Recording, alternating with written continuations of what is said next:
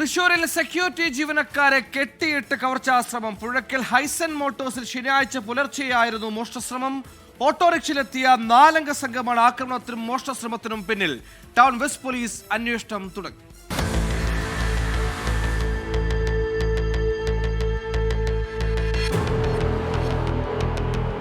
ശനിയാഴ്ച പുലർച്ചെ 1 മണിയോടെയാണ് 4 അംഗ കവർച്ചാ സംഘം ഷോറൂമിലെത്തിയത്. ഓട്ടോറിക്ഷയിൽ മുഖംമൂടി ധരിച്ചാണ് 4 പേരും എത്തിയത്. ഈ സമയം 2 സെക്യൂരിറ്റി ജീവനക്കാരാണ് ഡ്യൂട്ടിയിൽ ഉണ്ടായിരുന്നത്.